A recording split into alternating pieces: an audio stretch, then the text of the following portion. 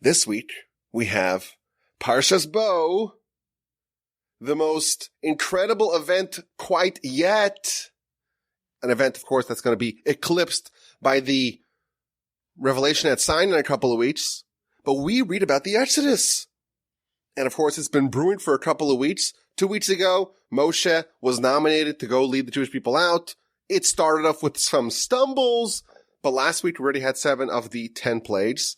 And in this week's Parsha, we read about the final 3 plagues, the locust, the darkness, and of course the death of the firstborn and the actual Exodus. Now, our sages tell us that the Exodus is the blueprint for all redemption. In the future, we are anticipating the messianic redemption, and that will follow the model of the Exodus. As they just tell us, B'Nisan nigalu, in the month of Nisan, we were redeemed. And in the month of Nisan, we will in the future be redeemed again. Why? Because the model of redemption, of Exodus, that happened once, well, that is the fixed protocol. That is how redemption actually works. And therefore, the future redemptions follow that pattern. Now, this is mentioned in the Talmud, as I mentioned, in the book of Rosh Hashanah, page 11a, but it's also an explicit verse in Scripture, in the book of Micah, chapter 7, Ki yimei tzeischa me'eretz Mitzrayim, like the days of your exodus from the land of Egypt, I will show you miracles, meaning that the future miracles, the future exoduses, or exodai, as I like to call it, the future redemptions will be following the same pattern, the same miracles that happened at the Exodus from Egypt. In fact, the Zohar tells us explicitly that all the miracles and all the signs and all the wonders of the future redemption, of the future Exodus, will parallel the wonders and the miracles and the signs of the Exodus from Egypt. So we have our first amazing idea here. The Exodus from Egypt is not this one isolated, discrete, siloed off Exodus that happened once many thousands of years ago. 3333, if you want to be precise. This is the format of all future exodai, of all future redemptions. And therefore, when we study the Exodus story, it is looking forward as much as it is looking back. This is the model. This is the prototype, the archetypal example of redemption. All future redemptions follow this model. Now, this idea also explains, the belaboring of the Exodus story. The Almighty tells Moshe, Pharaoh won't release you easily. He is going to want to keep you, and I'm going to harden his heart to ensure that the Exodus doesn't happen immediately. But that, of course, raises a question. Wouldn't that elongate the enslavement, the suffering? If Pharaoh wants to let the Jewish people go, well, we've got what we wanted. Now it's time to leave. Why did the Almighty kind of artificially elongate the enslavement in Egypt and delay the Exodus? Now we have a new answer. If the Exodus from Egypt is creating the prototype of all redemptions, we want to stuff into this as many different and varied miracles as possible. Because even if they're not needed for this particular Exodus, after all, Pharaoh wants to let you leave after the 5th, after the 6th, God hardens his heart because we may need it for a future redemption. And because this Exodus is creating the model, is creating the prototype for all the redemptions, we want to make sure that we have everything we need for any future redemption as well. So I want to show you something cool. This is a really cool way to kick off 2022. This idea comes courtesy of the Ben Ish Chai, and he talks about the first verse of our Parsha. Vayomer Hashem el Moshe, God said to Moshe, come to Pharaoh, Bo el Paro, come to Pharaoh, because I have hardened his heart and the heart of his servants in order that I place my signs Bekirbo, in his midst. So what does it mean, in his midst? So the Ben Ish Chai makes a stunning point based upon the hidden letter gematria system. So what's gematria? Gematria is an idea that we're familiar with, perhaps. That's just the basic traditional gematria. And that is that there's a system, a numerical system, where each Hebrew letter of the 22 letters is assigned a corresponding number. So Aleph, which is the first of the 22 letters of the Hebrew alphabet, well, that's number 1. And then Bet is number 2, and Gimel number 3, etc. Until, once you arrive at 10, then you jump from 10 to 20. So Yud is 10, but Chaf is 20. And then once you arrive at 100, Kuf is 100, but Reish is 200, and then Shin is 300, and finally the last letter, Taf or Saf, is 400. And that way we can find out, the numerical value of a letter, but also of a word, or even a string of words. And then there's this whole body of literature and wisdom connecting different streams of words, or different words, even though on the surface they don't seem to be the same. But if they share a gematria, well, maybe they share some sort of deeper connection. So that's the basic idea of gematria. But there's also the hidden letter gematria. This is a bit of a more exotic numerical concept. So with the basic gematria, you take a word and you find the corresponding number. So for example, my Hebrew name, Yaakov, is spelled with 4 letters, a Yud, an Ayin, a Kuf, and a Vet. And those 4 letters equal the number 182. The Yud is 10, the Ayin is 70, the Kuf is 100, and the second letter of the Bet and the Vet is 2. So that equals 182. In the past, we've mentioned that the gematria of the word Torah is 611, which is a beautiful number. It would be a great address to have as well. 611 equals Torah. So that's the basic idea of gematria. But the hidden letter gematria, that employs not the letters of a given word, but the hidden letters of a given word. Now, what does it mean, hidden letters? I'm going to explain the concept, and we'll get to what the message here is. So let me explain what hidden letters refer to. Those refer to the letters used to spell the name of a letter, but are not the letter itself. Every letter is also a word. The word Aleph means 1,000, but it's also the word for the letter, which is the first letter of the Hebrew alphabet, which is Aleph.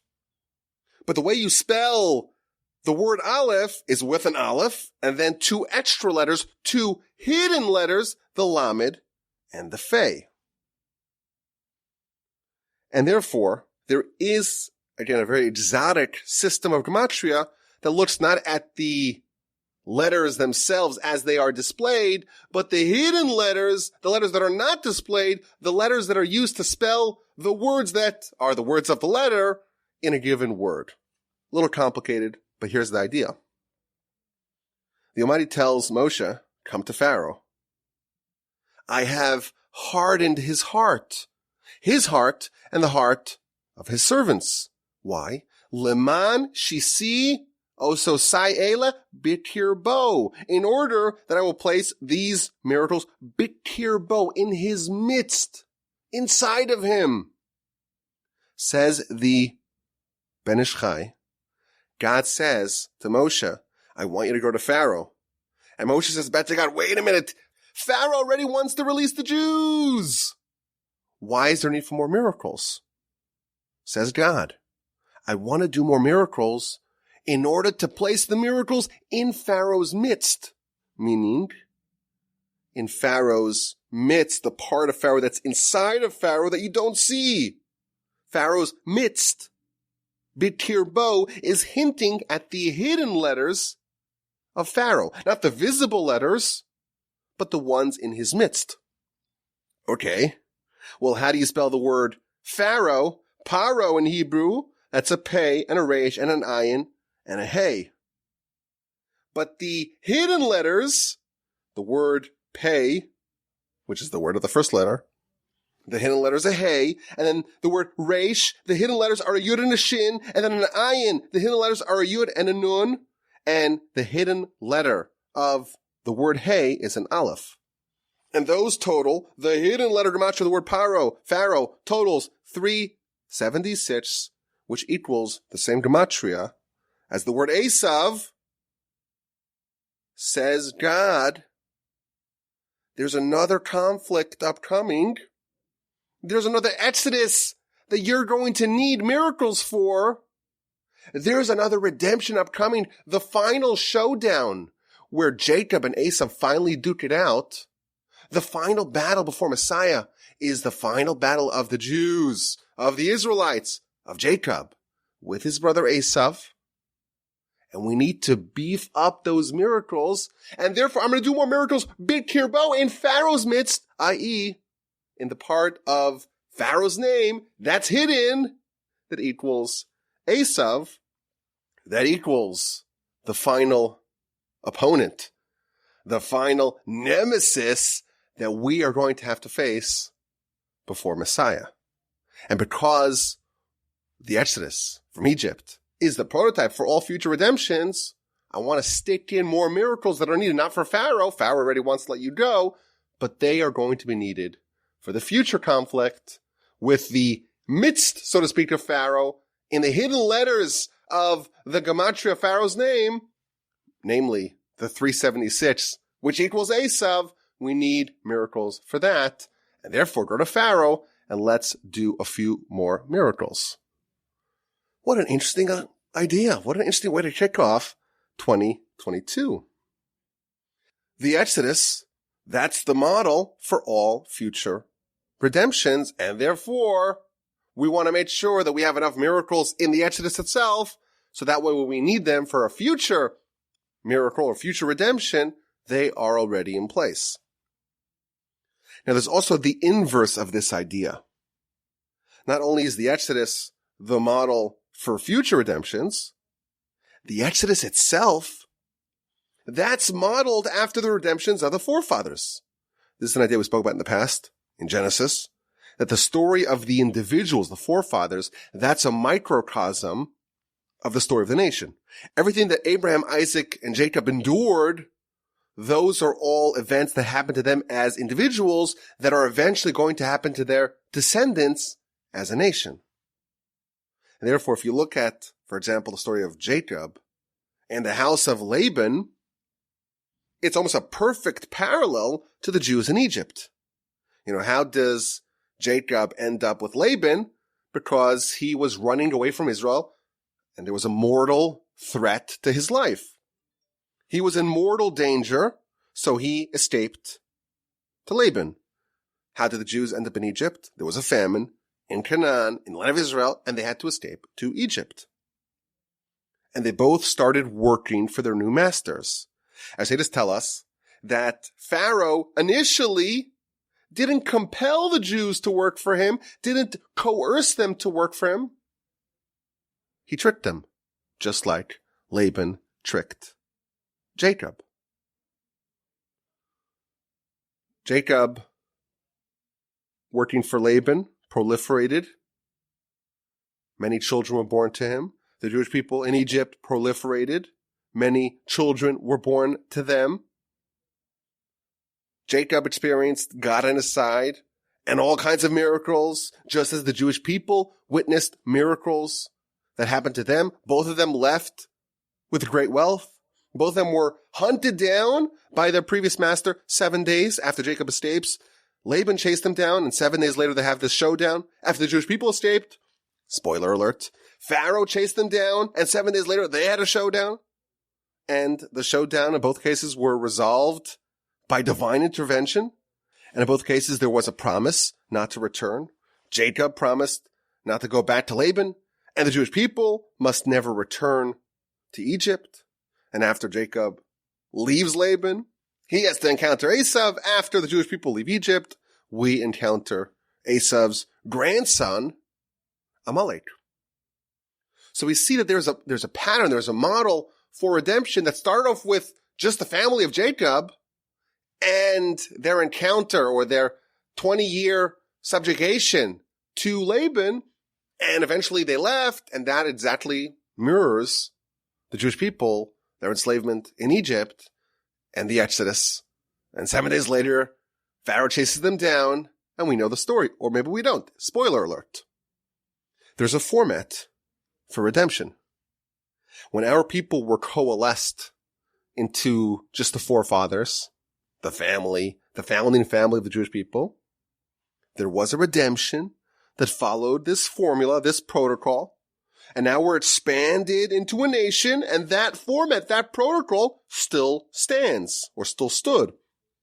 And in the future, when we will be redeemed again, may it happen speedily in our days, the same format will be followed. As such, I think this paints the whole Exodus in a different light. It's very important for us to study the Exodus, of course, to know what happened then, but also to know what to look forward to. And, very important, to know what we need to do to be ready. How must we prepare for the upcoming Exodus? And also, if this is the format, this is the protocol for redemption, both of Jacob and his family, of the Israelites, and of the future, you can safely assume that it's also the format of any individual in need of an Exodus, in need of a salvation, in need of a redemption.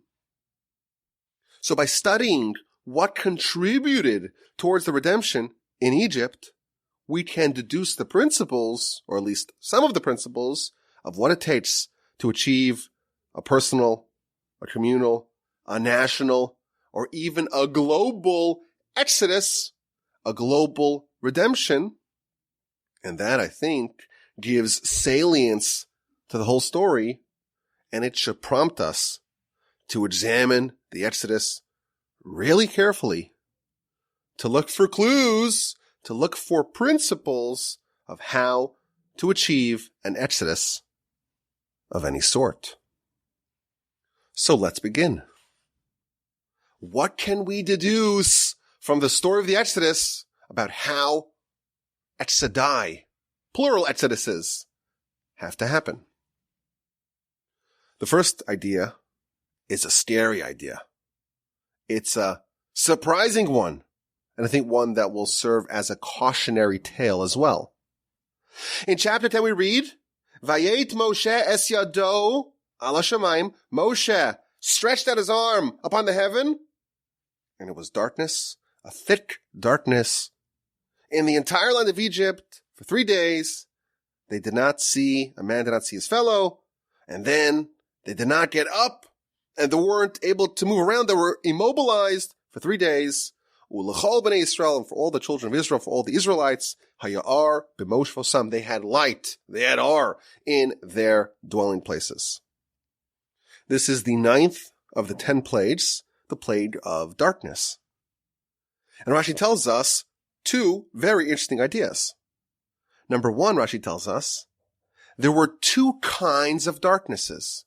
Unlike all the other plagues, it was a plague, and whatever the plague was, blood or frogs or lice, etc.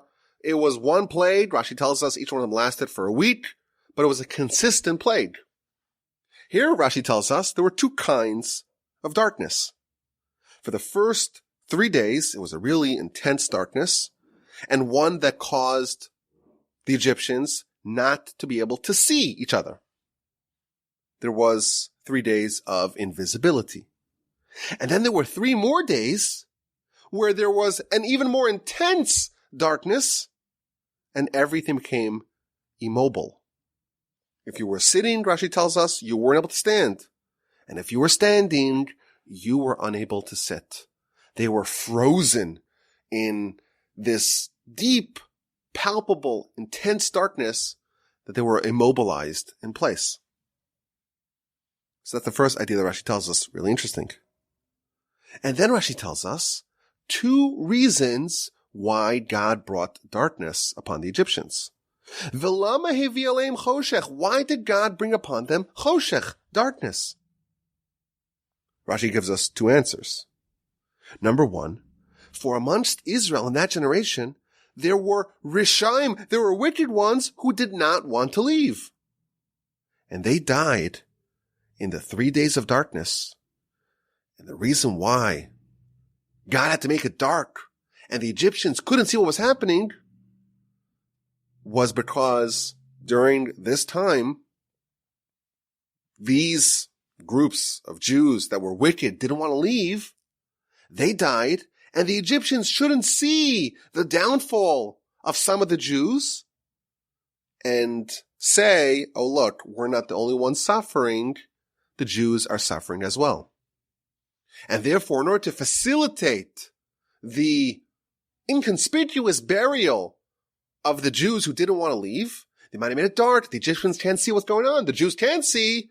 And they quietly and surreptitiously over 3 days bury the Jewish brethren, the sinful, the wicked, Rashi tells us, Jewish brethren who didn't want to leave. That's one reason why the Almighty brought about this plague of darkness. Ve'od, and there's a second reason, because when it was dark, the Jewish people were able to go snoop around in the homes of the Egyptians. And when it was time to leave, Moshe instructed the Jewish people, go borrow from your neighbors, borrow their Rolexes, borrow their jewelry and their gold and their precious stones.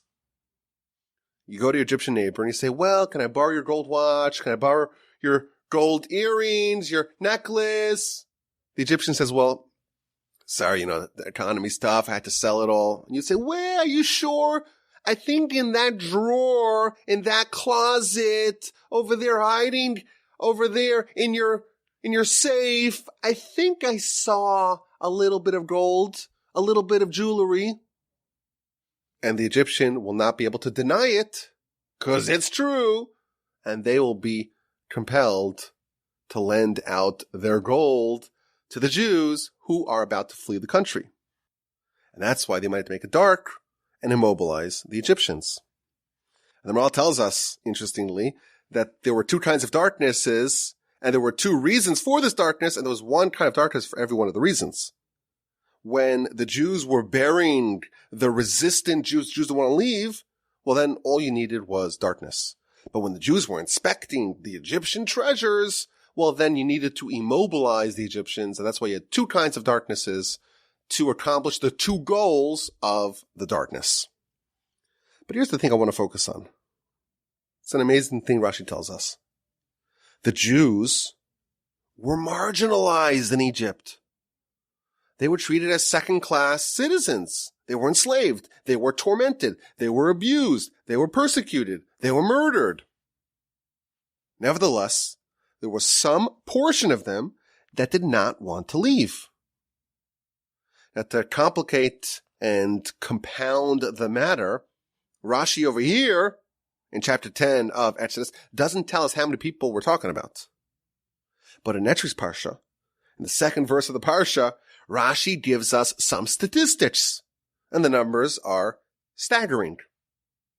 The verse says, "V'chamushim alu b'nei Yisrael me'eretz Mitzrayim." The Jewish people ascended from the land of Egypt. Chamushim. What does chamushim mean? Rashi tells us, number one, chamushim means armed. The Jewish people were armed. Davar acher, alternatively, chamushim is from the root of the word for five. Chamisha is 5. Chamushim, that's indicating that 1/5 of the Jews left. Of all the Jews, 1/5 left. 20% left. Ve'arba chalakim, but 4 out of 5, mesu, they died b'shloshim yafel in 3 days of darkness. How many people didn't want to leave? Rashi tells us that the number amounted to 80%. There was an 80% attrition rate during the Exodus. It's a frightening thing. 4 out of 5 Israelites died before the Exodus. Now, here's something interesting. Listen to this. A brand new idea for 2022. Rashi tells us that only 20% of the Jewish people left Egypt, the remaining 80%, well, they didn't make the cut. And we've established that the Exodus, well, that's the model for redemption. And it really goes back to the forefathers. The story of Jacob leaving Laban, that's the story of the first Exodus. And that was modeled by the national Exodus from Egypt. And that's the model for the future Exodus in the times of Messiah. So we could perhaps say that one of the characteristics of the Exodus was that 80% didn't make it and only 20% made it out. Perhaps we can call this the 80-20 rule. There was a winnowing effect. Of all the candidates, 20% emerged. So here's the interesting idea. This is not the first instance of the 80-20 rule. Remember we said that the forefathers, they were the forerunners to what happened to the nation. Jacob's exodus from Laban is the microcosm of the national exodus from Egypt. I think that the 80-20 rule existed by the forefathers as well. Here's what we're going to suggest. How many sons and grandsons did Abraham have? This, by the way, is a great trivia. You ask someone who is well-versed, they're a scholar, they know things. Say, how many sons did Abraham have? Most people will say, well, Abraham had Ishmael, and then, of course, then Isaac was born. But the truth is, the Torah tells us that after Sarah died, this is chapter 25 of Genesis, Abraham married a woman whose name was Keturah, and we know Keturah, she's actually none other than Hagar. But the verse says in 25:2 that Abraham bore 6 more sons with Keturah: Zimran, Yakshan, Madan, Midian, Yishbak, and Shuach. So Abraham actually had 8 sons. But only Isaac was his heir. The verse even says, Yitzchak, he's the one. Isaac is the one who's going to be your continuity. The rest of them, well, you just send them away, give them gifts, and send them to the east. So if we count Abraham's sons, we have 8 sons, but of that, only 1 emerges. So after his 8 sons, the lineage of Abraham follows just the path, just the line of Isaac. And Isaac, of course, bore 2 sons, Jacob and Esau. So if you look at Abraham's sons and grandsons, Abraham has 10 sons and grandsons.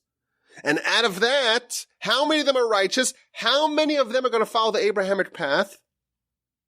2 or 20%. Isaac and Jacob. So perhaps we can suggest this 80-20 rule of all the candidates, so to speak, of who's going to continue what Abraham started. You start with 10 people, and when it's all said and done, only 2 remain. Abraham, so to speak, establishes this pattern that only 20% of his descendants will truly harbor that Abrahamic gene. And that theme repeats itself on a national scale when only 20% leave Egypt, while the other 80% don't really have that Abrahamic gene. They want to stay behind. They don't have that gene of Lech Lecha, let's just leave, let's trust God, let's go to Israel. And they die, and they are buried during the 3 days of darkness. So here's the cautionary tale. The Egyptian redemption is the model for all redemptions. We're told that there are 3 national revelations. One that is the Abrahamic revelation, the idea of revealing just the existence of God. And one, the Mosaic revelation, the Exodus, the revelation at Sinai. And one of Messiah. And we find something really interesting. Of the first 2 revelations, 80% didn't make it out. 80% of Abraham's sons and grandsons were not good candidates at the first revelation, and 80% of the Jews could not leave Egypt at the second revelation. Now, the literature hints that when Messiah comes, again, there will be this winnowing effect, and 80% will not make the cut. This is the sobering, scary thought, the cautionary tale. If this pattern holds, 80% of our brethren will unfortunately not be privy to the third and final redemption. But of course, that is not yet set in stone. And I think just knowing this idea, it demands of all of us to do whatever we can to bring them on board and get them with the program before the arrival of Messiah. 80% of the Jews in Egypt did not want to leave. They suffered from stagnation, from spiritual paralysis. They were fixed in place. No matter how bad things were in Egypt, they ain't leaving. How many Jews today in America, in Europe, subjects of Her Majesty the Queen, and I'm talking, of course, about our friends in Canada, how many Jews identify as Jews proudly and commit themselves to be part of this nation come what may? Unless something drastic changes, those people will be left behind when Messiah comes. It's a frightening idea. But, as I mentioned, the literature hints at it, and it makes tons of sense. This is part of the Exodus process. If you're not quite with the program up to speed, you will be left behind. And perhaps this gives us the first prerequisite of what it takes to gain an Exodus. Number one, you have to want it. You have to be willing to change. You have to be willing to abandon the only home and the only lifestyle that you know. You have to be willing to walk away from your comfort. And by the way, your current situation is likely quite comfortable, regardless of how objectively miserable it actually is. It's very hard to leave the devil you know. We get vulnerable when we are forced to leave what we know. But it is a prerequisite for redemption.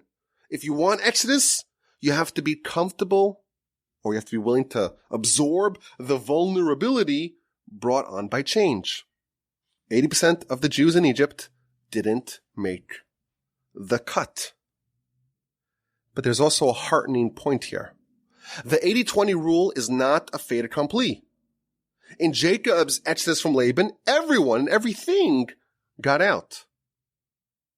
So it's still to be determined if the pending redemption will look like Jacob's exodus from Laban, where 100% of the Jews make it out, or will it look like the nation's exodus from Egypt, the children that emerged from Abraham, and only 20% actually endure. There's another point here to this. We could ask the following question. Why were the ones who were killed by the darkness, why were they killed then? Maybe you could have had the first of the plagues would be darkness, and they would all die right away.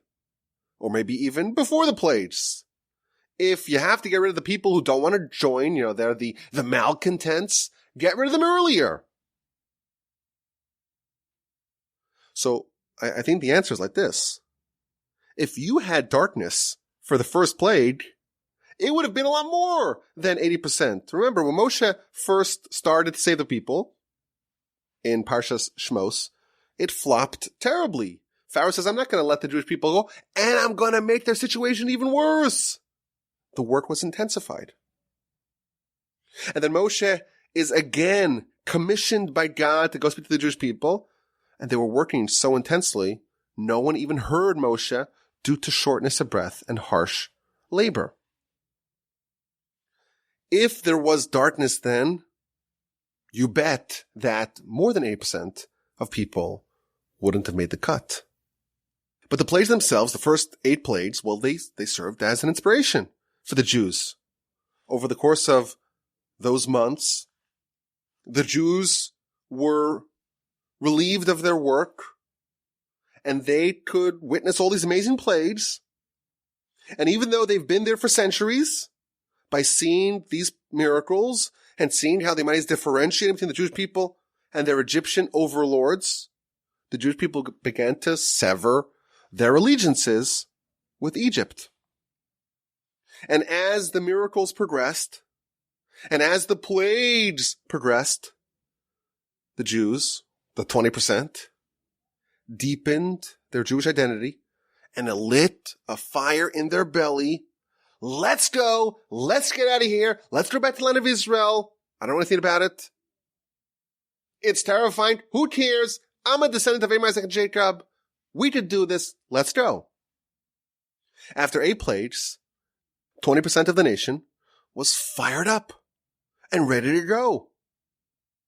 But 80% were still irreparably wedded to Egypt, and they died in the plague of darkness. But that number would have been even larger if it was done earlier. So this raises the opposite question. Why don't you wait until the plague of the firstborn, the most amazing of the 10 plagues? Maybe if that recalcitrant, intransigent, resistant 80%, if they would have witnessed the death of the firstborn, maybe they would have been convinced. They would have repented. Maybe you couldn't get all 80%, but maybe you get another 10%, another 5%, another 50%. Maybe they would have wanted to join. After all, the plague of the firstborn was the greatest one of them all. You would imagine there was at least a cohort who weren't convinced and died during the darkness, but had they been around to witness the death of the firstborn, they would have been convinced.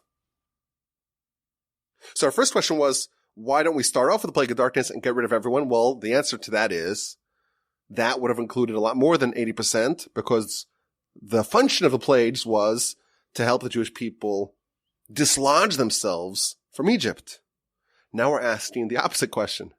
Wait until it's all said and done, do all the miracles, and then bring about the plague of darkness.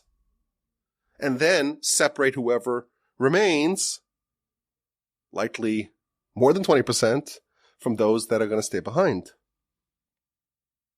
So perhaps we can suggest an answer. Maybe this shows us another prerequisite of having an exodus. Maybe to have this transformation, you have to have some degree of a leap of faith. How much convincing do you need to follow Moshe into the desert, into the unknown? How sure do you have to be? Is 99% enough? What about 99.99999%? Is that enough? Perhaps the idea here is that you don't get 100% certainty before redemption. And this is an idea that, of course, is broadly applicable. If you want to do a big startup, you want to make a lot of money, you have to have an idea that's both correct, but also non-consensus. If you wait until it becomes consensus, well, you've lost all the ability to capitalize on it. I once heard this heuristic that to make good decisions, you have to know the right time to do it. Don't wait till you have 100% certainty. 70% certainty, that's the right time. That's the sweet spot. You have enough conviction, enough evidence, enough certainty, but you don't wait for 100% certainty. Don't hold out till there's 100% certainty. You're not afforded that luxury. Maybe that's how it works with the Exodus as well. You don't get to see the death of the firstborn. You get to see 8 nature-defying miracles. But even then, once you see that, it should be enough, even though you don't have 100% certainty. You have to take a leap to some degree. Now remember that this was already after Pharaoh had capitulated. Pharaoh was only holding out because God had hardened his heart. So if it's enough to convince Pharaoh, it should be enough to convince you. And if it's not, well, then that's on you. You don't get the luxury of waiting until you have 100% certainty. And I think if you study the story of the Exodus, it's all about priming the Jews, preparing the Jews for the Exodus and what exactly they need to do to accomplish that. They're told to circumcise. They're told to take their deities, to slaughter them, and then to roast them so everyone could smell, and to smear the blood of their deities on their doorposts. Remember, the Jews in Egypt, they were idolaters like the Egyptians. The Egyptians were told worshipped lambs. Take the paschal lamb, take the paschal sheep, and slaughter it. Repudiate your previous self. Slaughter it. And I don't want you cooking it. I want a barbecue so everyone in the entire neighborhood can know that you have made a decision. You've chosen your allegiance. You've taken your previous deity and slayed it and killed it. And taken that blood and smear it, slather it all over your doorposts. And then you follow Moshe into the desert without provisions. What are we going to drink? Is that a good question before a trip into the desert? What are we going to eat? The Jewish people are given credit by the fact that they trusted God. Remember, this is the blueprint. This is how exodi work. You want to get out of your miserable situation? You want a personal exodus? You want to get out of your miserable national situation? You want a national exodus? You have to follow this protocol. An exodus from difficult or a torturous circumstance is only possible if you really, really want it. Do you really want it? Or do you want to stay where you are? Do you want to stay behind? Do you want to stay in Egypt? You have to really want it. And you have to be willing to endure the tough decision to walk away from your status quo. It's easier said than done. You have to make a leap of faith. By the time the uncertainty is completely removed, it's too late. You have to be willing to expose yourself to some degree of danger, circumcision, slaughtering your Egyptian deities, social marginalization, uncertainty, entering into the terrifying unknown. And for 80%, it was too much to ask for. But that is what it takes to have an exodus. That's what it took in Egypt, and that is what it will take in the future. And that is what's needed for a personal exodus. And we have to remember, we are the survivors of multiple winnowings. We are part of the 20% of Abraham's children who followed his path. We are part of the 20% who left Egypt, and we actually buried our brethren there. We are part of the around 20% who were not sent away with the 10 lost tribes. We're the survivors of multiple winnows. We're the tenacious ones. We come from a long line of those who were willing to be saved and were willing to risk the dangers. May we all merit to experience redemption, both as individuals, in our own personal exodus, and in the coming redemption. May we witness it speedily in our days. And now it's time for this week's exquisite insight. Are you ready? Let us begin the first exquisite insight of 2022.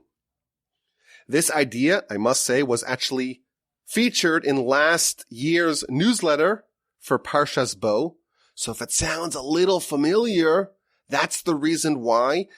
And it's also a reminder, if you have yet to subscribe to the newsletter, you could do so by clicking the link in the description for the newsletter. In our Parsha, we read about the first mitzvah given to the Jewish people, and that is to establish a calendar. This month shall be for you the first of the months, the first commandment that our nation received as a nation.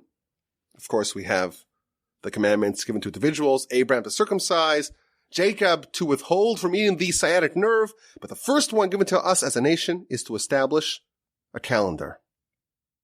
Now, for most of us, a calendar just means like it's an app on your phone.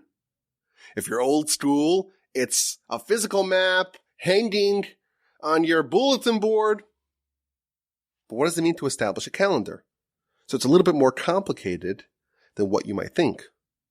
Because our calendar is the only calendar of its type, because it is a hybrid of lunar months. Our monthly cycle follows the moon, but solar years. A solar year is around 365 and a quarter days. That's why every 4 years you have a February 29th. But the lunar month is around 29 and a half days long. And that's why every couple of years, including, by the way, this year, 5782, we have an extra month of Adar to balance the solar year and the lunar month. So the commandment to maintain the calendar is really twofold. Because the lunar month is 29 and a half days, we must decide, the court must decide, which day is the beginning of the next month. Is the previous month going to skew longer, and day 30 is the final day of the previous month, making day 31 the first day of the following month? Or will the previous month end after 29 days, because again, it's 20 and a half days long. So sometimes it will go a little earlier, 29 days, and sometimes it will go longer, 30 days. And that is the decision the court has to make every month. The second aspect of maintaining a calendar is to harmonize the solar year with the lunar month by intercalating months, meaning that, if you just multiply the 29 and a half day month by 12, you end up with a 354 day calendar. And if we don't touch it, each year would see the same date fall out 11 days earlier in the seasonal cycle. So Passover will start off in the spring, and then it'll move earlier 11 days every year till it's in the winter, and then it's in the fall, then it's the summer, without rebalancing. For every 33 solar years, you would have 34 Passovers and 34 Yom Kippurs and 34 Sukkots, etc. The first mitzvah of the Torah, given to us as a nation, is to adjust for this and make an extra Adar like we have this year. But here's the question. The Jewish people, as a nation, are about to get their first mitzvah. Which mitzvah is going to be the first mitzvah given to us as a nation? If you would conduct a poll of 100 Jews and say, well, which mitzvah is the most important one? Which is the mitzvah that should personify all the mitzvahs? Should be the first one given to the Jewish people? You would get a lot of different answers. I imagine that only a small percentage would say that organizing calendars is the most important one. Yet, when the Torah gives us the mitzvahs, when God gave Moshe the mitzvah in Egypt, the very first one that he gave us was to make a calendar. Why is the calendar the first one given to our nation, and how does it embody all the mitzvahs? So here is an idea that was speculated in last year's newsletter to Parshas Bo. Determining a new moon requires a fair amount of astronomic calculation. The Talmud tells us that a new moon happens every 29 and a half days, but then it tells us it's more than just a half day. It's not as neat as that, 29.5 days. It says it's no less than 793 portions of an hour more than 29 and a half days. Now what that means is that in the Torah's hourly system, it's not divided up into 60 minutes, but into 1,080 chalakim, or portions of an hour, meaning that each minute is 18 chalakim long. And thus the Talmud tells us that a lunar month, a lunar moon, happens every 29 days, 12 hours, 44 minutes, and a little bit more than 3.3 seconds. Now, what's amazing about this is that with the most advanced scientific and astronomical tools and technology at our disposal today, that precise number, one feature of the Talmud written about 2,000 years ago, that precise number holds up true. All the other ancient calendars were notoriously imprecise. Yet the calendar system that we have been using for millennia is accurate with atomic precision. And the reason why it is so, it's not because we're more intelligent per se than the rest of the world, is because we got it from God. God created the sun and the moon and the stars and the entire universe and everything inside of it. And therefore the creator of heaven and earth is the same entity who's the giver of the Torah, and therefore he says, I created this. I created the moon, and I know exactly how often there is a new lunar moon. It should come as no shock when the Torah, handiwork of God, and the world, the universe, the science, if you will, also the handiwork of God, should coincide. Of course they should. So perhaps this is the reason why this mitzvah was chosen to be the first one given to us as a nation.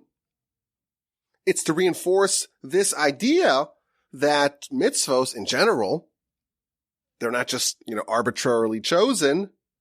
There is a certain almost atomic precision in the mitzvos.